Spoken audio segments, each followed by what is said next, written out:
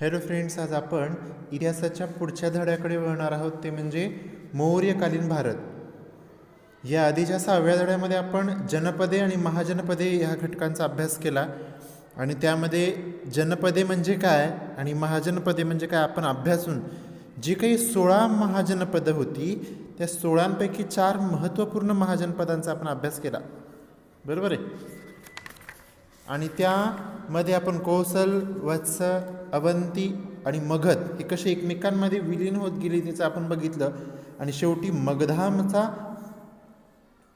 राज करून ज्यावेळेस मौर्यांनी तिथं आपलं साम्राज्य प्रस्थापित केलं, बरोबर आहे, ते मौर्यांनी आपलं जे काही साम्राज्य प्रस्थापित केलं त्या साम्राज्याचं आपण माहिती घेणार, बरोबर आहे. आपण शेवटी बघितलं की चंद्रगुप्त मौर्य महत्त्वाकांक्षी जो काही व्यक्तिमत्व होतं याने पाटलीपुत्र जिंकून घेतलं आणि जो काही नंदराजा होता त्याचा शेवट झाला आणि मौर्य साम्राज्याने आपली पायाभरणी करण्याचं कार्य केलं, बरोबर. इथपर्यंतच्या गोष्टींची आपण माहिती घेतली होती.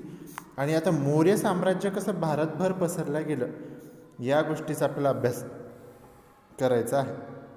आणि तो मौर्य कोण, त्या मौर्याविषयी चंद्रगुप्त मौर्य आहे असे अनेक लोकांचा आपल्याला त्याच्यामध्ये अभ्यास करायचा आहे. ठीक आहे, आपण 7व्या धड्याला सुरुवात करणार मौर्यकालीन भारत.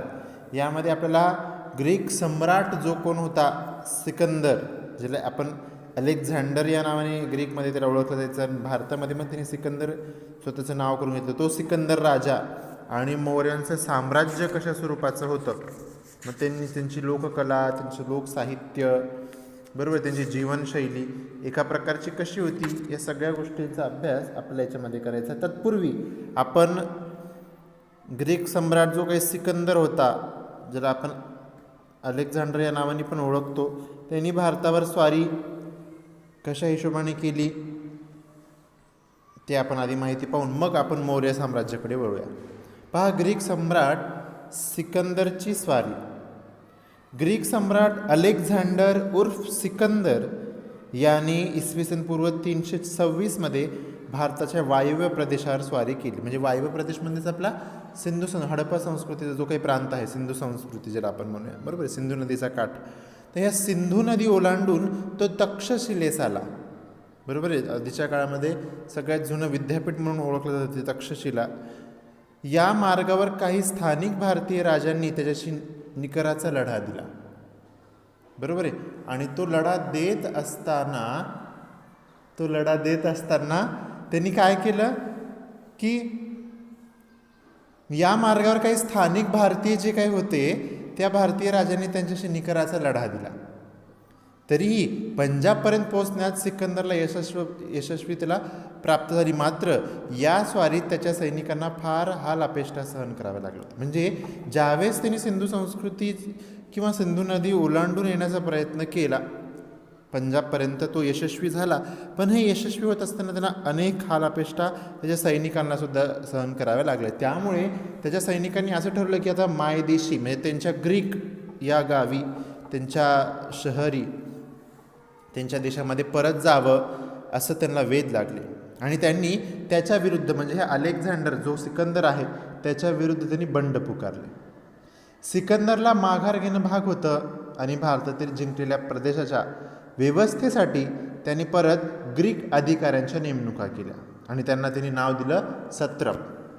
ठीक आहे, त्यानंतर तो परत फिरला आणि वाटेत जे काही बॉबिलोन होतं एक शहर, तेथे इसवी सन पूर्व 323 शेवटी तो तिथंच मरण पावला. आणि ते बॉबिलोन म्हणजे हे स्थळ आजच्या इराकमध्ये आपल्याला पाहावयास, म्हणजे पाकिस्तानाकडचाच जो काही आपण भाग म्हणूया. ठीक आहे, त्या इराकमध्ये शेवटी ह्या अलेक्झांडरचा काय झाला, ह्या सिकंदरचा तिथंच मृत्यू झाला, ज्यावेळेस तो त्याच्या मायदेशी परतत होता त्यावेळेस. बरं, मग पुढे काय झालं की सिकंदरच्या आगमनामुळे भारत आणि पश्चिमेकडील जग यांच्यातील व्यापार वाढला, कारण की सिकंदरचं येणं जाणं सुरू झालं, बरोबर आहे. त्यामुळे परदेशातला भाग आणि भारत हे अनेक व्यापारामुळे जोडला गेला. आणि सिकंदरबरोबर जे इतिहासकार होते, जे अभ्यास करणारे व्यक्तिमत्व होते, शास्त्रज्ञ जर आपण म्हणू इतिहासकार, त्यांनी त्यांच्या लेखनातून पश्चिमेकडील जगाला भारताचा परिचय करून दिला. आणि जे काय आपण ग्रीक कला म्हणतो, ग्रीक मूर्तिकला म्हणजे स्थापत्यकलातला जो काही प्रकार आहे, शिल्पकलेतला जो काही प्रकार ज्याला आपण म्हणूया, ते भारतीय कलाशैलीवर त्याचा प्रभाव पडला. त्यातूनच पुढे गांधार नावाच्या कलाशैलीचा उदय झाला आणि तीच गांधार नावाची शैली ह्याच ग्रीकच्या शिल्पकलेतून पुढे आलेली आपल्याला पाहाव्यास मिळते. मग ह्या ग्रीक राजांची नाणी वैशिष्ट्यपूर्ण होती. त्यावर एका बाजूला ते नाणे पाडणारं राजाचं चित्र, म्हणजे जो राजा नाणी पाडायचा त्याचं चित्र, तर दुसऱ्या बाजूला एखाद्या ग्रीक देवताचं, तो ग्रीक लोकांचे जे काही देवता आहेत, वेगवेगळ्या स्वरूपाची देवता, त्यापैकी एका देवताचं चित्र त्यांच्या नाणीवर कोरलेलं असतं. तसेच नाण्यावर त्या राजाचं सुद्धा काय होतं, नाव होतं. सिकंदरची नाणी अशाच प्रकारची होती. तुम्हाला जर तुम्ही पुस्तकात बघितलं तर तुम्हाला सम्राट सिकंदरचं एक फोटो चित्र तुम्हाला जुनं पाहावयास मिळेल. आणि त्यांच्या काळामध्ये जसे ते नाणी पाडायचे, म्हणजे एकीकडे राजाचं चित्र आणि दुसरीकडे ग्रीक देवतेचं चित्र, बरोबर आहे, अशा स्वरूपाची नाणीसुद्धा सिकंदरच्या काळामध्ये पाहावयास मिळाली. आणि नंतरच्या काळात भारतातील राजांनी मग अशा स्वरूपाची नाणी पाडायला, मग त्याच्यामध्ये त्यांनी व्हेरिएशन, वेगवेगळे बदल घडून आणण्याचा प्रयत्न केला. पण तिथून खरा पायंडा ज्याला आपण म्हणूया, ग्रीक सम्राट ह्या सिकंदरच्या काळातच कुठेतरी नाणी पाडण्याचा पायंडा, म्हणजे पायाभरणीचं काम यांनी याचं केलं, नाणी पाडण्याचं. आणि मग तिथून नाणी तयार करायला सुरुवात करायला त्यांनी तयारी दाखवली. ठीक आहे, अशा स्वरूपाचं हे सम्राट सिकंदर ज्याला आपण म्हणूया ग्रीक सम्राट जो होऊन गेलेला. त्यानंतर आता मौर्य साम्राज्याचा कसं विस्थापन झालं, कसा विस्तार झाला, कसा याचा प्रभाव पडला आणि त्यांचं कार्य कशा स्वरूपाचं होतं ते आपण पाहूया. पहा, मौर्य साम्राज्य, त्यामध्ये जो पहिला आहे चंद्रगुप्त मौर्य, याचा आपल्याला अभ्यास करायचा आहे. चंद्रगुप्त मौर्याने मौर्य साम्राज्याची स्थापना केली. महत्त्वपूर्ण वाक्य आहे, मौर्य साम्राज्य स्थापन करणारा हाच पहिला व्यक्ती, तो म्हणजे चंद्रगुप्त मौर्य. मगधचा नंद राजा धनानंद याच्या जुलमी राजवटीला लोक कंटाळले होते. हा धनानंद अतिशय काय म्हणूया, लालची, स्वार्थी किंवा अतिशय लोभिष्ठ राजा होता. अतिशय काय म्हणूया, हिंसक स्वरूपाचा हा एक व्यक्ती होता. त्याला अतिशय लोक कंटाळून गेले होते आणि ह्या सगळ्यांना त्रस्त होऊन त्याचा पाडाव करण्यासाठी ह्या चंद्रगुप्त मौर्याने धैर्य दाखवलं आणि इसवी सन पूर्व 325च्या सुमारास मगधावर स्वतःची सत्ता त्यांनी प्रस्थापित केली. आणि मग त्यानंतर पुढे त्यांनी अवंती, सौराष्ट्र जिंकून घेऊन आपल्या साम्राज्याचा विस्तार करण्यास त्यांनी काय केली, सुरुवात केली.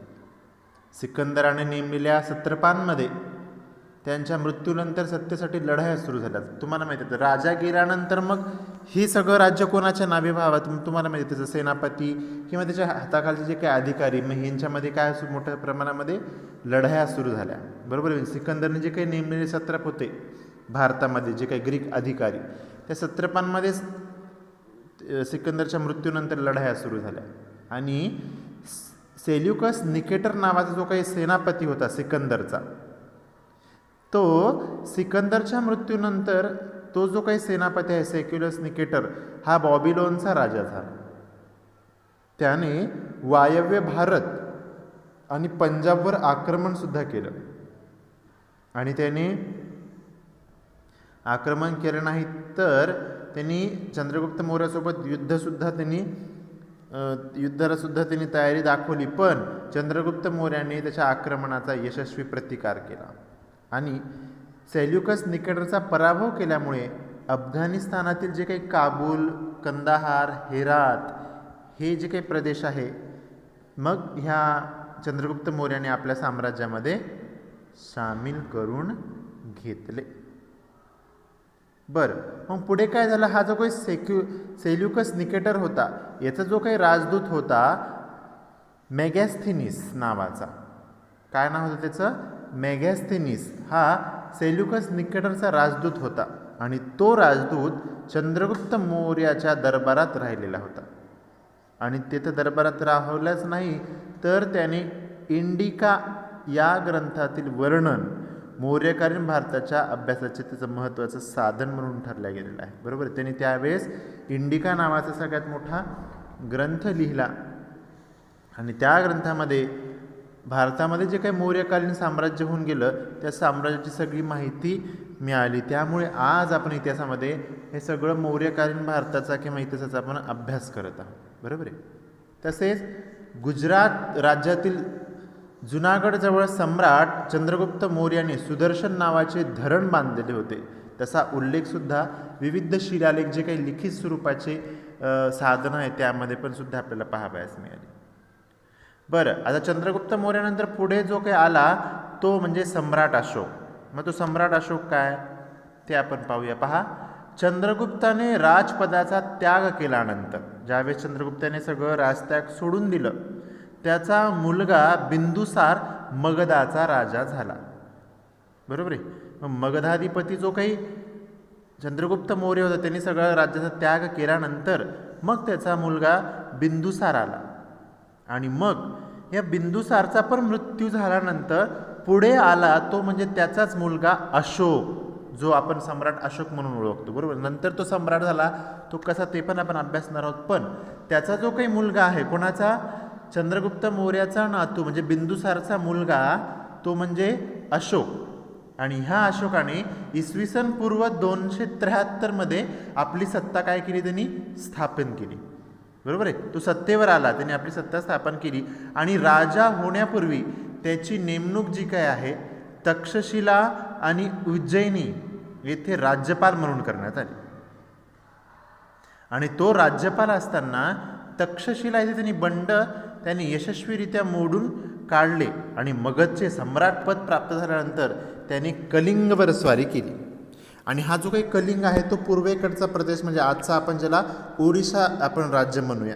आणि हे राज्य सम्राट अशोकाने कलिंगवर, हे जे काही राज्य होतं ओडिशा राज्य, ह्या ओडिशा राज्यावर सम्राट अशोकाने स्वारी केली. आणि ह्या सम्राट अशोकाने कलिंगवर विजय मिळवला. ठीक आहे. मग त्यांनी कसं युद्ध केलं या सगळ्या गोष्टींचा अभ्यास आपण पुढील भागात करू.